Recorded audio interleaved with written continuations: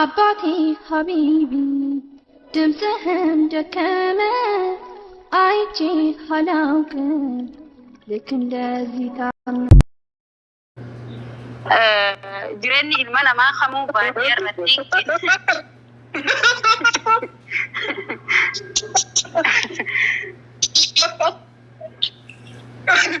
والله نجي عمرتي والله أنا جاي نمني يروح هذه تبوس نبتي قبلا يرون سيريسا ونبتي قبلا يرون عارف نبتي قبلا أما لي بأن أما لقي يقول حديثة كيستي والنجالة تمانا كمان تيتي نقدي دورتي نقدي جالة تمانا وادل دلو ميشا بتياسي قرقرو وانا كناتي مالي قبرون ما نجالة تمو أستاذ زمزم لغا تكتي قوة جزي تكتي سيني واي سيني جام فكينا لغا دا سيني يعني جيبون كيسان لغا دا أمو أكو ميادا كيساني ربي سيني هاتو أم فكيفنا هوتي يعني أما جولي بادياتي جرين فاميلين تي يقوتون الرقصر باديا جراتني جروب جرين إساني باديا سلام يو إسان قويا نمفتا دا أستاذ نمفتا قويا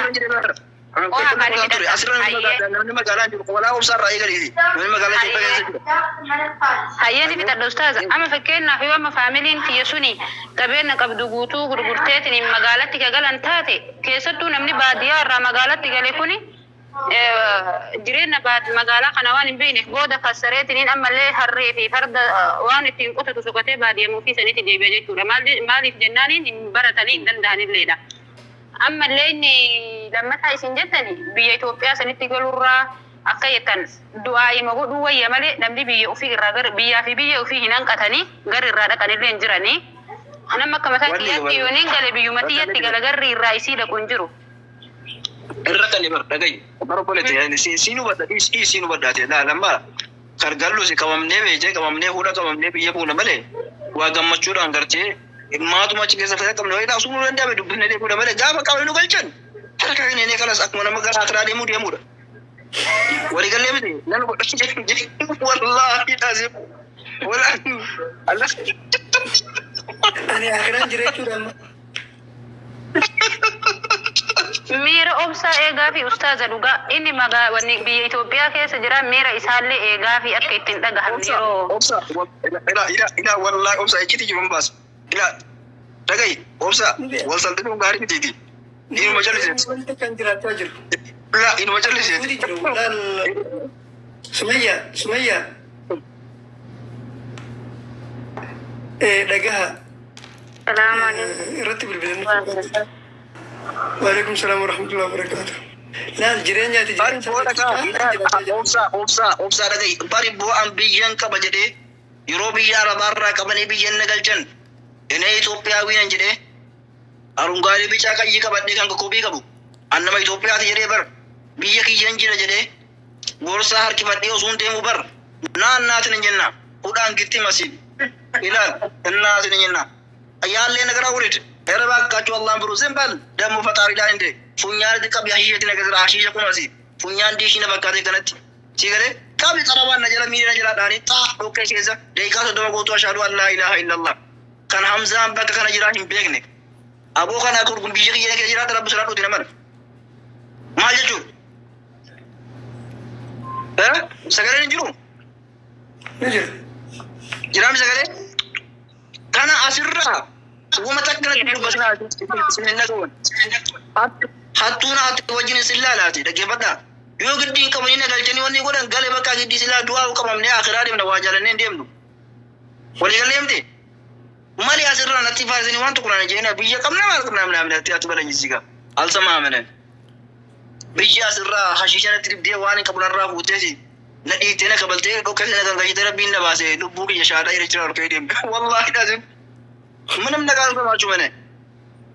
maali koo kun miira keessa galchinaa lammaffaan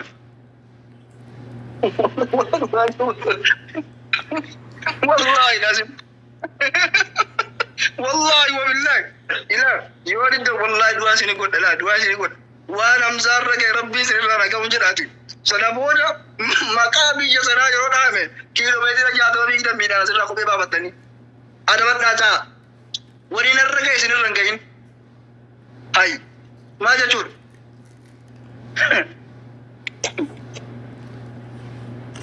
obsa ati immoo ni beekta waan jiru si galee وين دبر يتوه في سلبسين أنا بدو مثلا كوالي تقولي ايه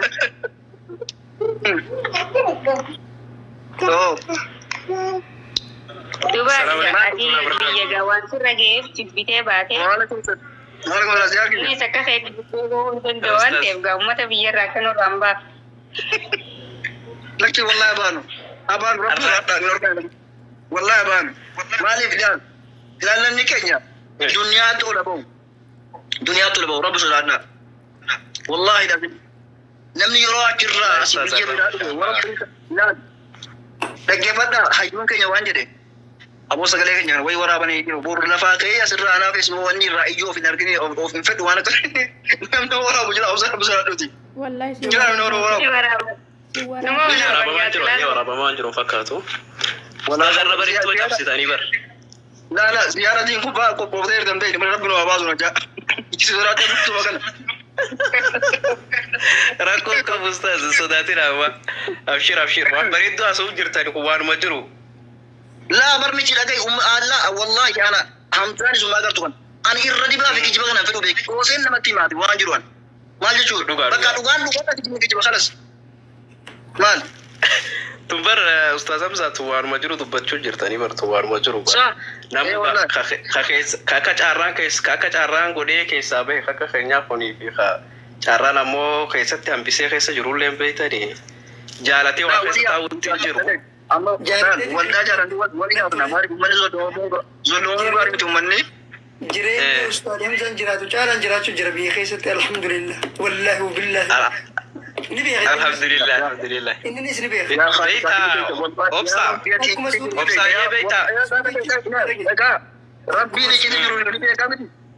لا ربي كده أوبسا توجد أوبسا akkuma suudiittiin mana laal fooqee guutuu kireeffadhee jireenya bareedaa jireenya biyya faranjii jiraachuu jira.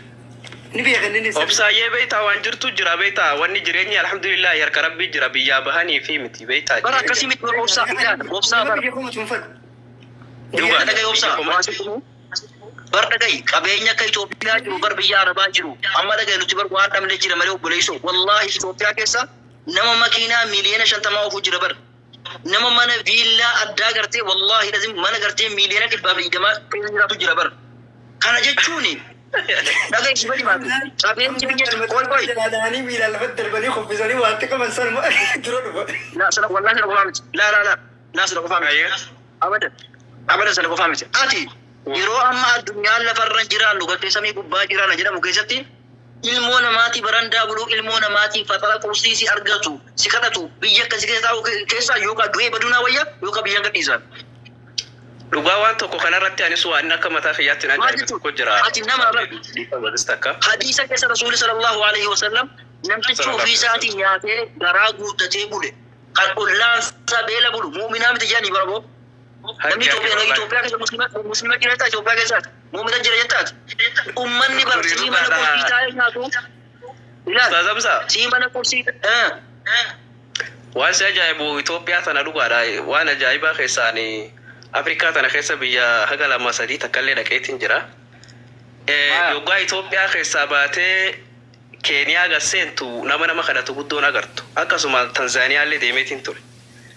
Afrikaa tana keessa aga takka deemee ammoo biyyan keessa deemee arge tana keessa namni karaarra bahee nama kadhatu dhiisi heddumina namaatuun agartu baay'inaan magaalaa mana ijaaramee jiru kana nama keessa gala haga jettu takka si ajaa'iba Afrikuma tana keessa biyya gariyoodha itti waan si ajaa'ibu. Itoophiyaa keessatti ammoo yoggaa Itoophiyaa achi seente namuma gartee hawaasni guutuu waan rakkoon itti jirtu si fakkaata beektaa kun baay'ina uummataa irraa ta'ullee danda'a tootaalii baay'ina uummataallee irraa ta'uu danda'a. Ammoo wanni nama ajaa'ibu wanni tuni maalirraa himaddisi yoo jettine ilaalle ajaa'iba natti taate wallahi baay'ina uummataatiin ammoo Afrikaan akkasuma yoo gartee sila baay'ina uummataatiin biyya Naanjeeriyaan faanni baay'ina uummataatiin dura jirti na fakkaate Itoophiyaa dura akkasumaami. Wallahi dhagaye ziyaar kiyya gaafan Bahrayn irraa deemee riippoortiitti gadi bu'u obboleessoo tokkoffaa nama fuulli isaa fuula namaa fakkaatu nabe fuulli namaa kun gubataa waan qablee cabse bee fakkaata tokko naan jedhu. Inni waan qabus inni waan qabnes cuubu jedhaa kana kun qawwee qooraa kana deema dhiiroo maaltu maal ta'e yaa rabbi biyyi kiyya maal taate yaa rabbi sabaatti jedhan sana bu'e moo maali yeroo asir forsi rakkana gadi bu'u obboleessoo inni surreen deemus inni jallabiyyaan deemus inni kuntaan deemus summa kana ta'u obboleessoo mana nyaata deemtee ol seenta wallaahi sidaasiif mana nyaata dhaabbatee na Allah bilee kurseen alballaa'u rabbii jechi liboos nu yaani daabbo maqishaa obboleessoo waan qabu kiishaa silaa maallaa qabu kenneefisee yaa rabbi ati kan gartee nabiyullaahi Muusaa wanni irra baase yaa rabbi na baase du'aa qiyyaamata tokkoon rabbi kadhachuudha namni amma Itoophiyaa kana hundi kama namni maallaqa hin boobar wallahi lam du'aa'idhaan nama meeqatu dhageessi bani maa paaspoortii irratti qabate viizaa harkatti qabate eerpoortii bu'ee deebi'a eessa deemuuf deebii bakka dargadee dhaabata buru hirsa malas siin darbanii deemtaa deem biyya ta'a baatu biyya keessa maal jechuudha kun nama paaspoortii qabu nama heeraaf seera qabu deebii jechuun eerpoortii dhabeessummaan nama sin kafarsiisu kun zulmii jiru rakkoo guddaa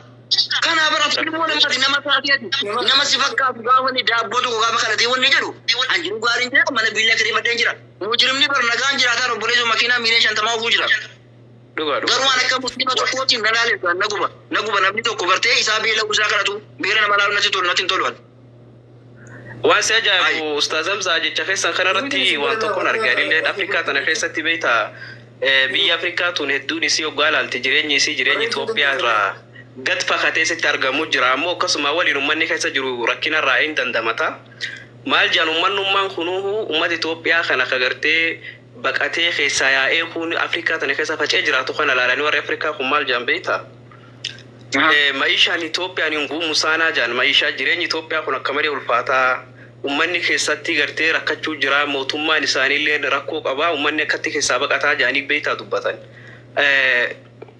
ammoo sila jireenyaa fi gartee waan adda addaa yoo ilaalte Itoophiyaatu irra bareedduudha lafa gariif Afrikaa tana keessaa migisee deemtu amma Tanzaaniyaa fa'aa Ugaandaa fa'aa biyya akkanaa tana hoggaa ilaalte Itoophiyaatu irra bareedduudha ammoo deebii akkasumaan uummanummaan sunuu kasila achi keessa hin jiraatin Itoophiyaa tana komata waan si ajaa'ibu gaaf tokko Tanzaaniyaa deemeetiin ture Tanzaaniyaa tanatti uummata Amaaraatu jira uummata Tigreetu jira kagartee dur lafa san seenan jechuu Habash yaaniini maqaa moggaafatanii naannoo qabanii bulchiinsa qabanii gafanaa qabanii bungee qaban uummanni kun jechuu bungee gafanaa jechuun gafanaan Itoophiyaatti bulchaa guddinaa yookaan bulchaa naannoo na fakkaata biyya kanatti gafanaa jaaniini biyya Afrikaa kanatti gafanaa jaaniin jechuu warra gartee Ingiliiziin gabroomanii isaan akka Ingiliizitti of bulchanii kan uummanni Habashii kuni achi keessatti jireenya jiraata akkasumaan maal jaanii nuti Itoophiyaa irraa dura abbaan keenya badii as dhufee Itoophiyaa irraa abbaan keenya dura as seenee jana Tigreen faanni afaanuma isii dubbatti amma Tanzaaniyaa fa'aa keessatti Tigreen afaanuma isii dubbatti aroosaa naannawa aroosaa jaamu tokko jira aroosaa kanatti afaanuma isaanii dubbatanii magaalaan guddoon aroosaa jaamtu tun baay'inaan uummanni achi keessatti argaman Tigroota tattaajiralleedha warri kun Itoophiyaa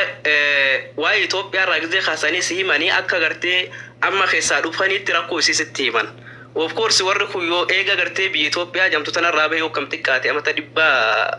ol yoo ta'an malee sanii gadi miti warra achi dhalatee afaan Itoophiyaa tun beekanii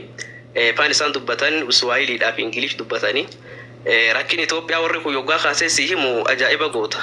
of course wanni kun durumarraa qabee siyaasaa walitti hidhamee rakkinni kun dhufe moolaata yoggaa jettee qaqqabdee ilaaltu wanni gariin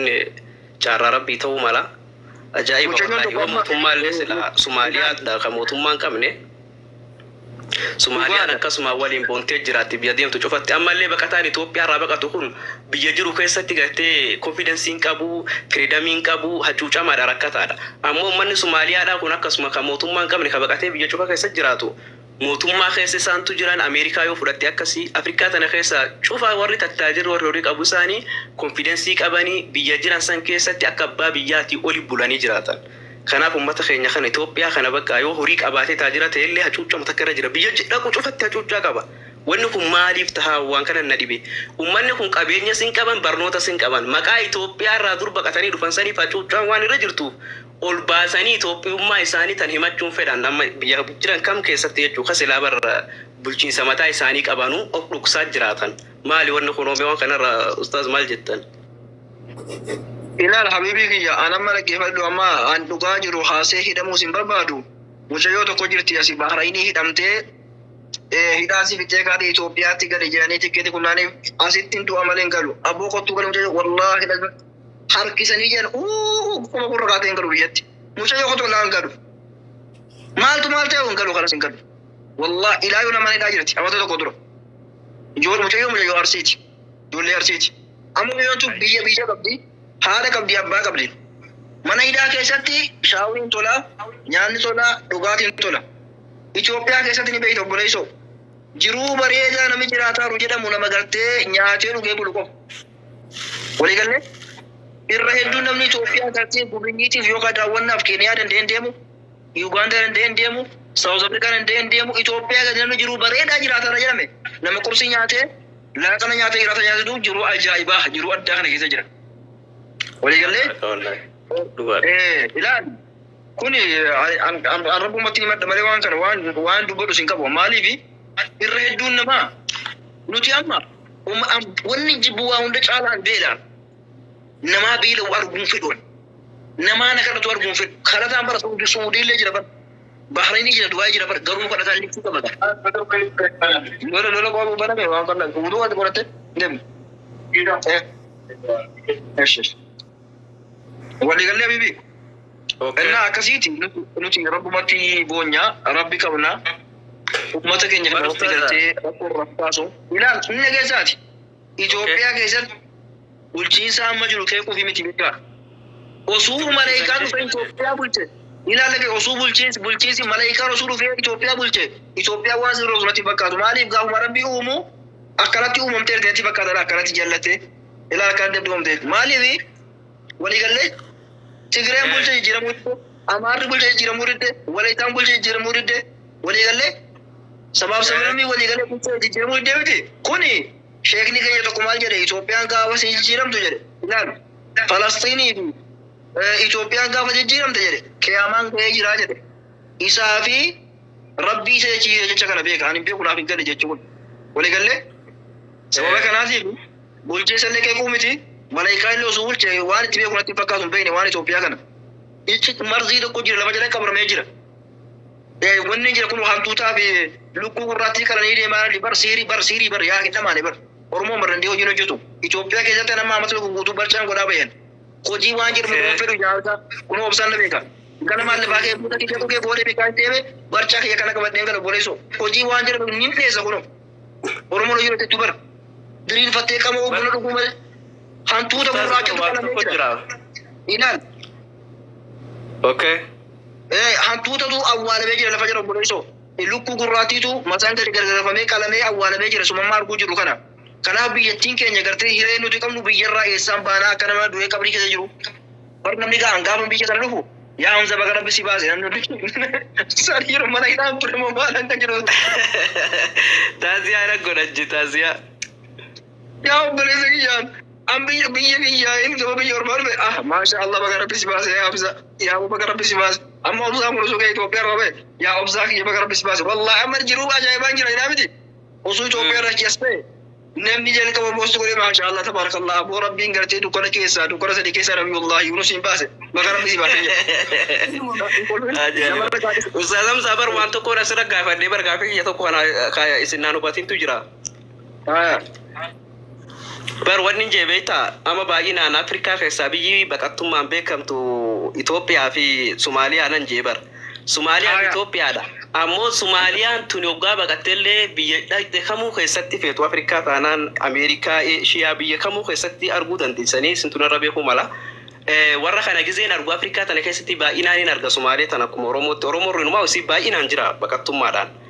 deebii uummanni kun bakka jiranitti konfidensiidhaan afaan isaanii dubbatanii mootummaa keessa galanii akka fedhanii jiraatan akka jechuu akka nama biyya ofii jiruu daranii jiraatan uummanni keenya Itoophiyaa irraa bahe kuni tokko qabeenya isaa qabaatu biyya san keessatti illee gartee eenyummaa lafa san illee haa qabaatee akka fedhetti illee jiraatu konfidensii ofitti hin qabu Itoophiyummaa isaa of dhoksaa jiraata nama tokko gaaf tokko arge gumruka irra dalagaa waan sa ajaa'ibu ustaaza gara Tanzaaniyaa kanatti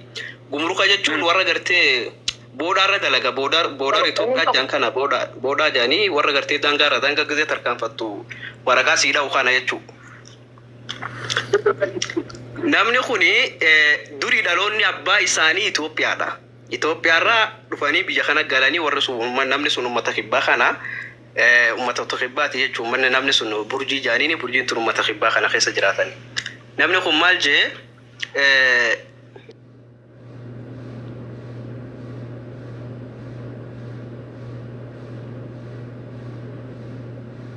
جي إثيوبيا جنان أتيو إيسا أبانك يدور غرو إثيوبيا لك رفع أن تكادي من بيخوجي مالي في ديمني جناني إثيوبيا أكون سلاما إثيوبيا نجاهن كبدوجي إثيوبيا نجاهن كبدو سنيفين ديمو هم بربان نجانا اللي ديمو هم فدوجي سيجاري مالي في Sudaan dhaloota keessatti jechuun namnummaan sun achi taa'ee ani Itoophiyaa jechuu isaa san ofii qaanfataati. Abbaan kiyya dur Itoophiyaa dhufe jechuu san ofii qaanfataan naan jee warra Sumaaliyoo fudhatte akka fedhanitti achi keessa taa'anii waa'ee biyyi isaanii haasawaa wal tajaajilan. Itoophiyaa irraa immoo dur dhufan kuni Itoophiyummaa isaanii dhoksanii afaan illee hin beekanii Ingilishii fi afaan biyya sanii Kiswaayilii qofa fayyadamanii kanaaf Itoophiyaa irraa namni baheelleen konfidensiin qabu biyya jiru keessatti illee eenyummaa isaa ol baasee ibsatee dimokiraasiidhaan boonee akka gartee warra saba biraa akka Sumaalee akka Maalii kanaatti jiraachuuf maaltu rakkise waan kana na dhibean. Namni tokko sila eega biyyarraa bahe maali